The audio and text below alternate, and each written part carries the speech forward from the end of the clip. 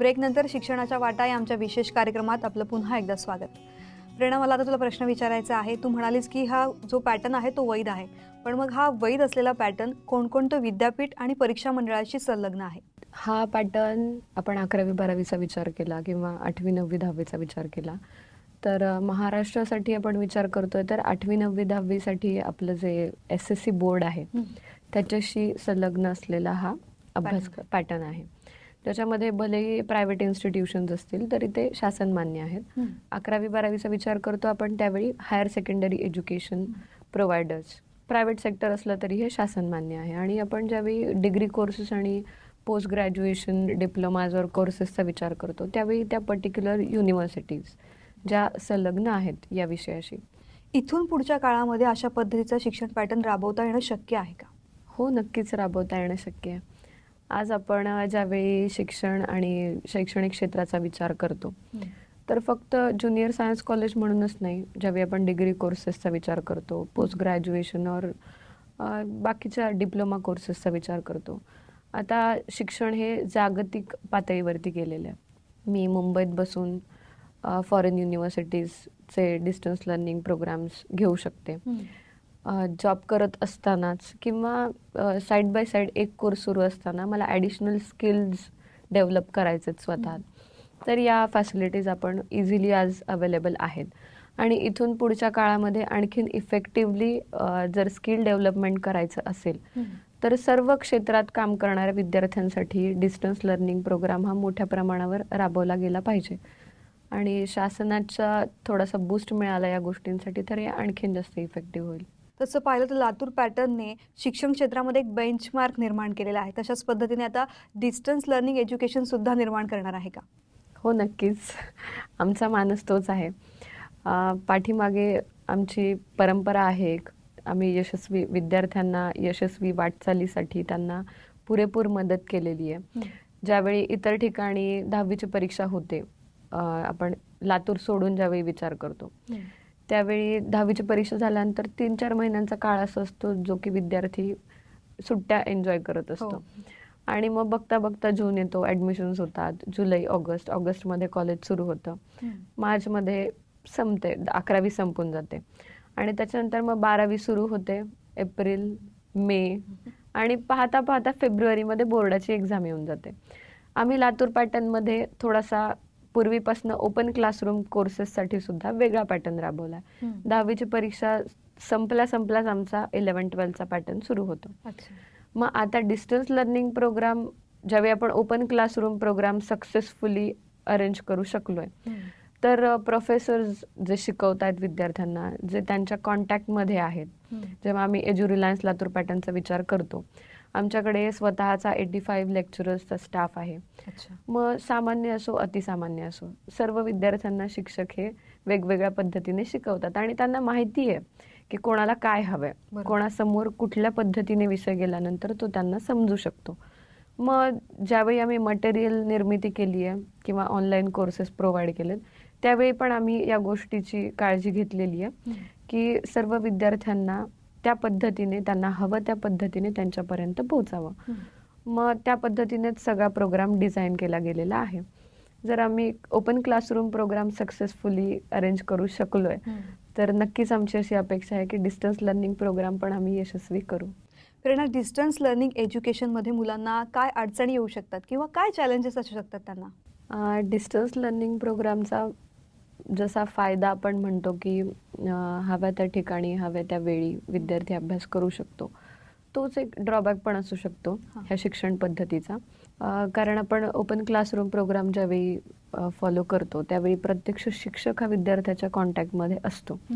म्हणजे त्यावेळी कुठला डाऊट आला, एखादा प्रॉब्लेम आहे तर तो फेस टू फेस क्लिअर केला जाऊ शकतो. आणि प्रत्येक कन्सेप्ट ही प्रत्यक्ष शिक्षकाकडनं टीचर्सकडनं क्लिअर होऊ शकते. पण डिस्टन्स लर्निंग प्रोग्राममध्ये थोडेसे लिमिटेशन्स येतात. पण आता ज्या आपण वेब कॉन्फरन्सिंग, व्हिडिओ कॉन्फरन्सिंगचा ज्यावेळी विचार करतो त्यावेळी प्रत्यक्ष जरी नसला शिक्षक सहवासामध्ये तरी आपण इंटरनेटच्या माध्यमातून फेस टू फेस कम्युनिकेशन करू शकतो. फक्त फरक इतका आहे की वेळ हा टेक्नॉलॉजी आणि या गोष्टींचा वापर करून आपण त्या वेळेचं युटिलायझेशन करतोय. कुठेतरी त्यांना लिमिटेशन्स आहेत, पण त्याच्यासाठी ड्रॉबॅक्स जरी असले तरी ते थोडेसे भरून काढावे. त्याच्यासाठी टोल फ्री क्रमांक आपण विद्यार्थ्यांना दिलेला आहे की कोणी 24 तास तो अवेलेबल असतो.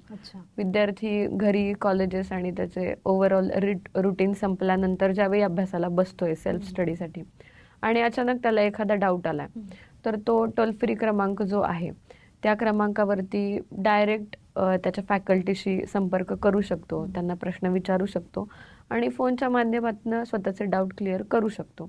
तसंच व्हिडिओ लेक्चर्स हा ड्रॉबॅक पण म्हणता येईल किंवा एक आपण प्लस पॉईंट पण कन्सिडर करू शकतो की व्हिडिओ लेक्चर्स तो पाहिजे त्यावेळी रिवाइज करू शकतो. एका वेळी नाही, तो 10 वेळी पाहू एखादी गोष्ट लक्षात फक्त नाही आली तर पुन्हा एकदा. फक्त तेवढी इंटेन्सिटी हवी की मला ते पुन्हा पुन्हा कळून घ्यायचंय. ड्रॉबॅक म्हणलं तर हा एवढाच आहे की फेस टू फेस कम्युनिकेशन नाही होत. याच्यात ड्रॉबॅक फार कमी आहेत, फायदा खूप जास्त आहे असं म्हटलं तर चुकीचं नाही ठरणार. आणि सगळ्यात महत्वाची गोष्ट म्हणजे हा कमी खर्चामध्ये अवेलेबल होतो. आपण जेव्हा एखादा फुल टाइम कोर्सचा विचार करतो, प्रत्यक्ष इन्स्टिट्यूट आणि त्याच्यात जाऊन आपण ऍडमिशन करणार, राहणे आणि ह्या सगळ्या तिथे जाऊन सोयींचा आपण विद्यार्थ्यांसाठी सोयी ज्या अवेलेबल करून दिलेल्या आहेत, तर तो त्याचा खर्च पाहता, एकंदर फुल टाइम कोर्सचा खर्च पाहता हा इनडिरेक्ट आहे आणि कमी खर्चामध्ये अवेलेबल होतो. आज आम्ही 11वी-12वीच्या कोर्सेसचा ज्यावेळी विचार करतो, स्टडी मटेरियल आणि हे टोल फ्री त्यांना जे नंबर्स दिलेले आहेत ज्याच्यामध्ये ते डायरेक्ट कम्युनिकेट करू शकतात, हा पूर्ण खर्च आम्ही फक्त 7,000 रुपीज मध्ये विद्यार्थ्यांना अवेलेबल करून दिला आहे. आणि हा कमी खर्च आहे, खूपच कमी खर्चामध्ये. म्हणजे जे की आपण असं पाहायला गेलो तर एवढ्या खर्चात विद्यार्थ्याचं राहणं सुद्धा होत नाही. बरोबर. हा एक ड्रॉबॅक असला तरी याचे फायदे जास्त आहेत डिस्टन्स लर्निंग प्रोग्राम. मला आणखीन एक प्रश्न तुला असा विचारायचा की ग्रामीण भागातील जे विद्यार्थी आहेत त्यांना ऍक्च्युली फोकस करून तुम्ही हा जो पोर्शन बनवलेला आहे तो नक्कीच महत्वाचा आहे. मात्र बरेचसे विद्यार्थी असे आहेत की जे नोकरी करतात, काही गरजांसाठी नोकरी करतात, त्यामुळे दिवसाचा पूर्ण वेळ हा त्यांचा नोकरीमध्ये जातो आणि मग रात्रीच्या वेळी किंवा उरलेल्या वेळामध्ये त्यांना अभ्यास करायचा असेल तर याचा फायदा त्यांना कसा होईल. त्यासोबतच जेव्हा याचा फायदा त्यांना जर अभ्यासामध्ये होतोय तोच फायदा त्यांना नोकरीमध्ये कशा पद्धतीने होऊ शकतो. 11वी-12वीचा ज्यावेळी आपण विचार करतो त्यावेळी नोकरी हा बेस आपण साधारण ग्रॅज्युएशन आणि पोस्ट ग्रॅज्युएशन कोर्सेससाठी करू शकतो. पण 11वी-12वीत कोणाची आर्थिक परिस्थिती नाहीये आणि विद्यार्थी काम पण करतोय, त्याला काम करायची पण आवश्यकता आहे, गरज आहे आणि ॲट द सेम टाइम शिक्षण पण घ्यायचंय. मग ज्यावेळी तो डिस्टन्स लर्निंग प्रोग्राम फॉलो करतोय त्यावेळी मिळालेल्या वेळेमध्ये त्याचा तो योग्य उपयोग करून घेऊन 11वी-12वीच्या स्पर्धेच्या युगामध्ये स्पर्धा परीक्षांमध्ये हवं तसं यश संपादन करू शकतो.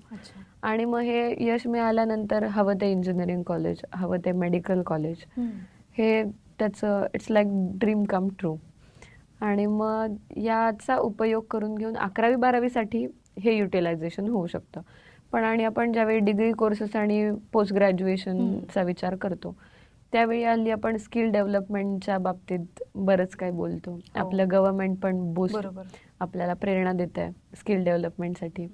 आणि मग ज्यावेळी ग्रॅज्युएशनचे कोर्सेस कम्प्लीट करतात विद्यार्थी आणि आपण ज्यावेळी आपला CV घेऊन एखाद्या ठिकाणी नोकरीसाठी जातो, पण अशा विद्यार्थ्यांनी पर्टिक्युलर फील्डमध्ये तो ज्या फील्डमधनं त्याचं ग्रॅज्युएशन झालंय त्याला संलग्न असे काही स्किल्स त्यांनी डिस्टन्स लर्निंग प्रोग्रामच्या थ्रू स्वतः डेव्हलप केले. डिप्लोमा कोर्सेस, सर्टिफिकेट कोर्सेस जर त्यांनी केले तर ते नक्कीच त्याला नोकरीसाठी ॲडिशनल स्किल्स म्हणून उपयोगात येऊ शकतं.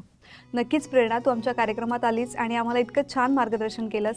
डिस्टन्स लर्निंग एज्युकेशनबद्दल ज्या ज्या शंका आमच्या मनामध्ये होत्या, विद्यार्थी आणि पालकांच्या मनामध्ये होत्या, त्या दूर केल्यास त्याबद्दल तुझे खूप खूप आभार. खरंच तृप्ती, मला तुम्ही साम टीव्हीने आणि तुमच्या टीमने या कार्यक्रमात येण्याची संधी उपलब्ध करून दिली.